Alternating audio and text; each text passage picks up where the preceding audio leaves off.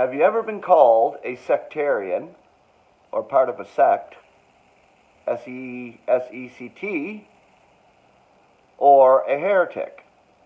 Well, I've been called these names, amongst many others, for sharing truth.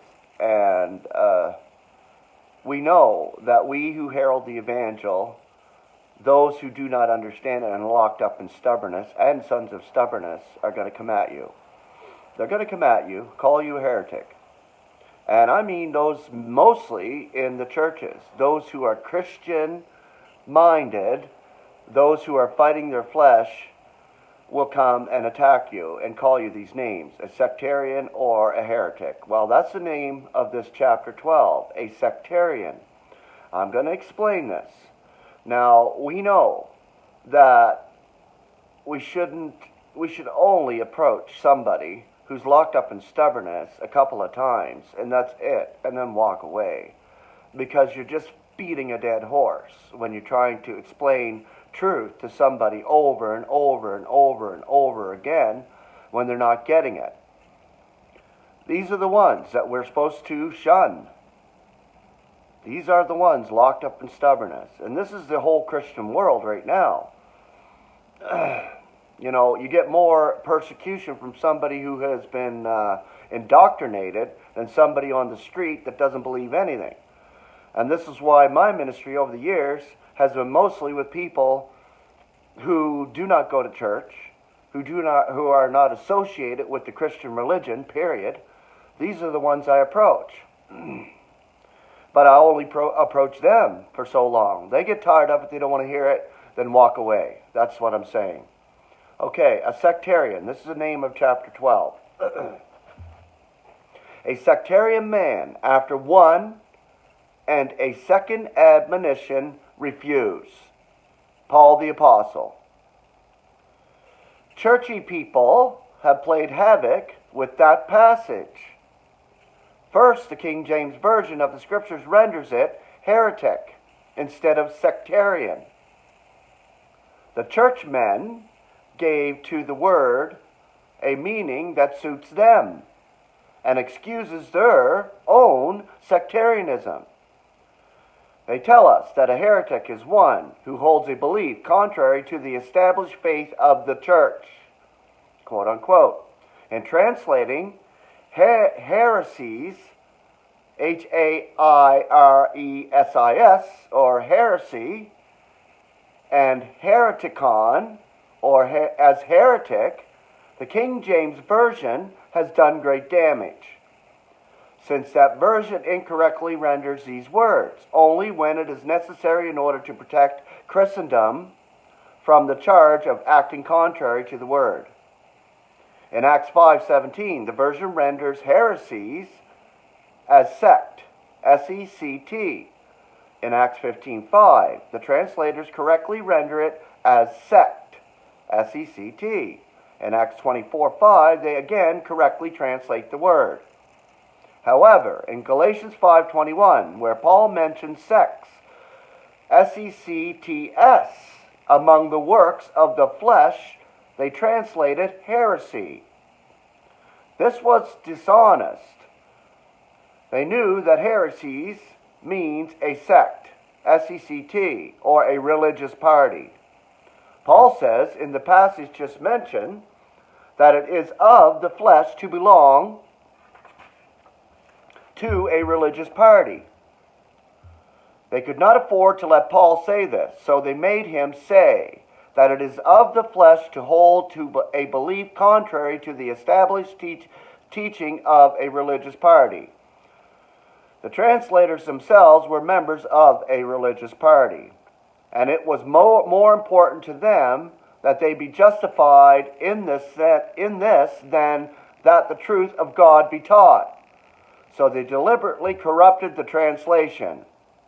They also did this in 1 Corinthians 11:19. The translators correctly rendered heresies in 3 instances. They made a false rendering of it and its adjective form 4 times. The one passage to which I have not referred is Acts 24:14. It is important. Paul does not confess that he is a member of a sect, S-E-C-T. His denial of it is clearly implied. He says his enemies call it a sect, S-E-C-T. I have the King James Version as authority for saying heresy should be translated as sect, S-E-C-T. See Acts 5:17, Acts 15:15, Acts 24:5. Those are the passages you're going to get a clear rendering. And look it up in a concordant version. Do not look it up in a King James Version who falsely translates these words. If that is true, then hereticon, H-A-I-R-E-T-I-K-O-N, should be translated sectarian. And this, it is an adjective. So Titus is told to refuse the person who is a sectarian. Christendom is so far from the Scriptures that it refuses the one who is not a sectarian. Other versions of the Scriptures have tried to correct the King James Version in this passage. One says a factional man. This is correct. Another says a factitious man. Wilmore's Analytical Concordance says heresies means a religious party. In spite of all this, Christendom says it means one who is not agreed with the church in doctrine. As a matter of fact, the word does not even touch doctrine. A religious party is a sect, even if it is correct doctrinally. Members of a sect, S-E-C-T, are united by a creed. Being bound by a creed, members dare not search the Scriptures. If they should find something contrary to the creed, and they say so, they will be expelled. If they want to stay in the denomination, they must either ignore the Scriptures or keep quiet about anything they find that is at variance with the creed. Let it be understood that a person is not necessarily sectarian-minded just because he is a member of some religious party. Neither is one free from sectarianism just because he is not a member. Furthermore, a non-sectarian person is not necessarily correct in doctrine and deportment. Sectarianism, both in and outside an organized religion or church, hinders Scripture's research. So, yeah, don't look it up for yourself. Isn't that what you're taught in the churches? No. Go by what the pastor says.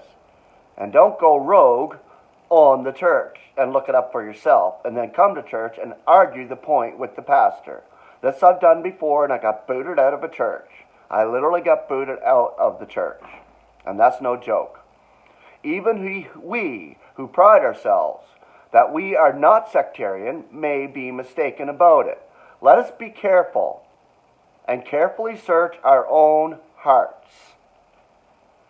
This is why we are considered renegades, because we herald the truth. We're not part of an organized religion. We're not part of any sect. We're not part of any of that institution. And this is what I do. I go rogue. I'm a renegade. When it comes to the truth, I bring the truth. And I bring it straight up. And that's the problem with the organized religion. They don't like us running around telling the truth. So they'll come against us. And they'll call us these names. I've been called worse names. I was called a reprobate, somebody not worthy, basically, of doing anything, and should shut his mouth. And I was told even by my own wife, no joke, why do I got to speak truth all the time? Why do I got to be spiritual all the time? And this is true. Maybe she didn't realize what she was saying, but this is it. People can't stand the truth. They don't want to hear the truth. They'll come against you in every possible way. Even the closest ones to you will call you down and make you feel like a piece of shit.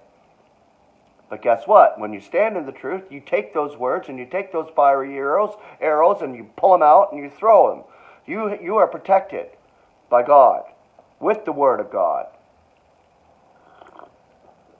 So cheers. Have a beautiful Wednesday. We'll see you tomorrow.